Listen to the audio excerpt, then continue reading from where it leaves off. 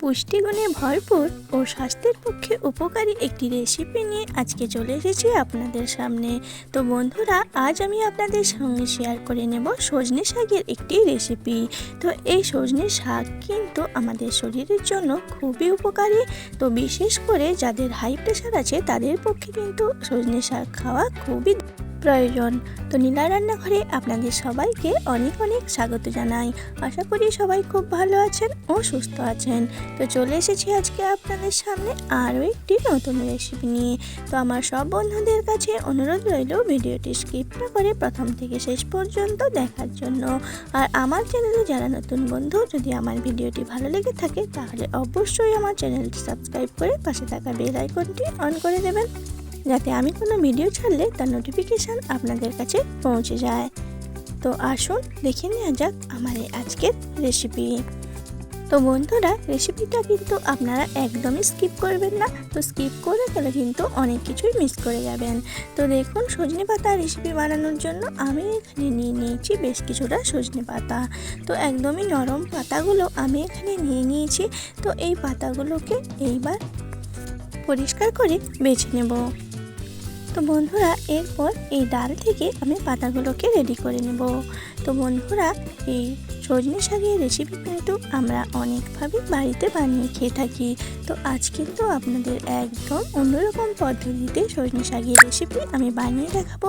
তো যেটা খেতে গরম ভাতের সাথে কিন্তু অসাধারণ লাগে। আর এই শাকের রেসিপি দিয়েই কিন্তু এক থালা ভাত নিমেষেই খাওয়া হয়ে যাবে। আর শাকগুলোকে কিন্তু বেশ ভালোভাবে পরিষ্কার করে বেছে নিতে হবে। তো এই বর্ষাকালে কিন্তু শাকের মধ্যে অনেক রকম পোকামাকড় থাকে। তো সেই জন্য কিন্তু শাকগুলোকে বেশ ভালোভাবে পরিষ্কার করে বেছে ধুয়ে নিতে হবে। তো দেখুন, সমস্ত শাকগুলোকে আমি বেশ ভালোভাবে বেছে নিয়েছি। এরপর ওভেনে একটি কড়াই বসিয়ে দিয়ে দিচ্ছি বেশ কিছুটা পরিমাণ জল। তো জলটা দেওয়ার পর আমি এখানে দিয়ে দেব সামান্য একটু লবণ। তো আমি শাকটা এই জলের মধ্যে দিয়ে দেব, তো সেই বুঝে আমি লবণটা দিয়ে দিয়েছি। আর এখানে দেখুন সামান্য একটু দিয়ে দিয়েছি খাওয়ার সোডা, আর দিয়ে দিচ্ছি সামান্য একটু হলুদের গুঁড়ো। তো বন্ধুরা, খাওয়ার সোডাটা আপনারা যদি না চান নাও দিতে পারেন, কিন্তু দিলে কিন্তু শাকটা বেশ ভালোভাবে নরম হয়ে যাবে। এরপর সব কিছুকে বেশ ভালোভাবে মিশিয়ে নিয়েছি। আর জলটা যখন ফুটতে শুরু করেছে, এরপর শাকগুলো কড়াইয়ের মধ্যে দিয়ে দিচ্ছি।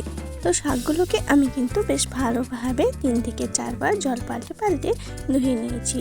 তো এরপর শাকগুলোকে কড়াইয়ের মধ্যে দিয়ে ভালোভাবে জলের সঙ্গে মিশিয়ে নিয়ে লো টু মিডিয়াম আঁচে প্রায় 3 থেকে 4 মিনিট মতো আমি সেদ্ধ করে নেব।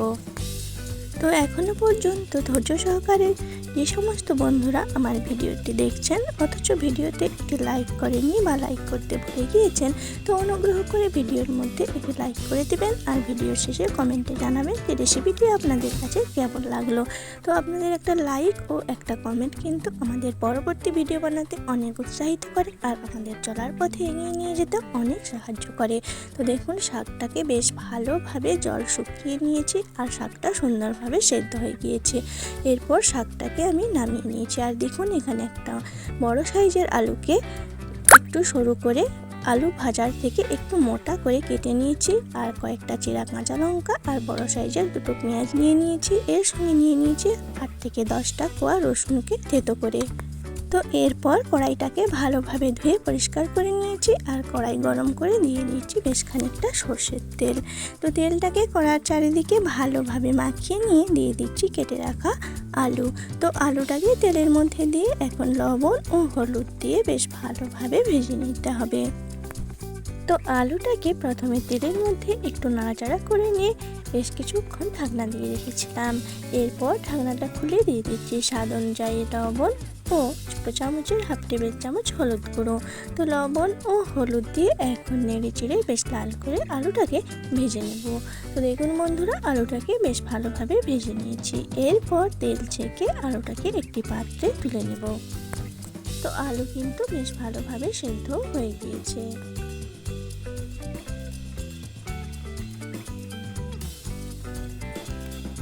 তো তো আলুগুলোকে তুলে নিয়ে এখন তেলের মধ্যে ফোড়নে দিয়ে দিচ্ছি হাফ টেবিল চামচ 5 ফোড়ন ও একটা শুকনো গোটা লঙ্কাকে 2 টুকরো করে দিয়ে দিচ্ছি। তো বন্ধুরা, যে কোনো শাক রান্নাতে কিন্তু 5 ফোড়নের ফ্লেভারটা দারুণ লাগে। তো ফোড়নটাকে কয়েক সেকেন্ড ভালোভাবে নাড়াচাড়া করে ভেজে নিয়ে এখন এর মধ্যে অ্যাড করে দিচ্ছি কেটে রাখা পেঁয়াজ। তো পেঁয়াজটাকে আমি এখানে একটু মোটা করে কেটে নিয়েছি। তো পেঁয়াজটাকে এখন নেড়েচেড়ে মিনিট খানেক মতো হাই ফ্লেমে ভেজে নেব। তো বন্ধুরা, আপনারা বাড়িতে অবশ্যই এইভাবে সজনে শাকের এই রেসিপিটা বানিয়ে খাবেন। তো দেখুন পেঁয়াজটাকে ভেজে নিয়ে এরপর যে রসুনটাকে আমি থেতো করে রেখেছিলাম সেটাই এর মধ্যে অ্যাড করে দিচ্ছি।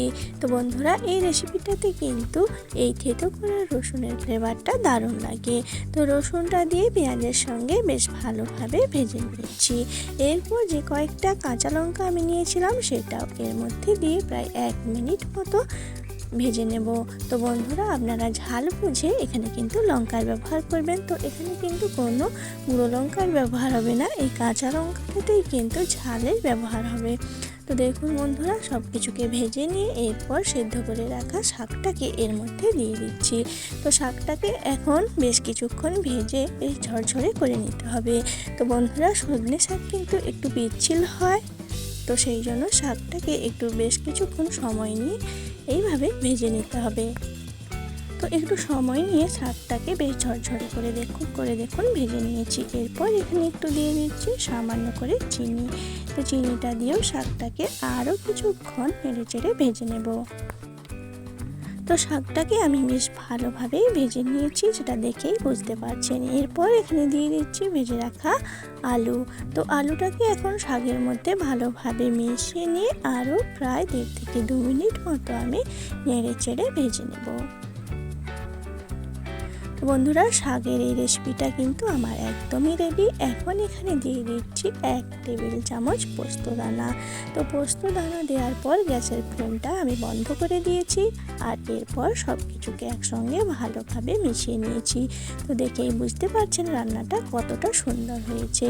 তো শাকের রেসিপি কিন্তু আমার একদমই রেডি। এখন একটা পাত্রের মধ্যে আপনাদের সার্ভ করে দেখিয়ে দিচ্ছি। তো গরম গরম ভাতের সাথে এইরকম শাকের রেসিপি খেতে কিন্তু বেশ লাগে। তো বন্ধুরা, এরপর দেখুন ওপর থেকেও আমি একটু কাঁচা পোস্ত ছড়িয়ে দিয়েছি। তো অবশ্যই বাড়িতে আপনারা এইভাবে একবার রান্না করে খাবেন আর আমাকে কমেন্টে জানাবেন যে কেমন লাগলো। তো কেমন লাগলো রেসিপিটি আপনাদের আজকে কমেন্টে অবশ্যই জানাবেন। আর ভালো লাগলে একটি লাইক করে চ্যানেলটি শেয়ার করে দেবেন।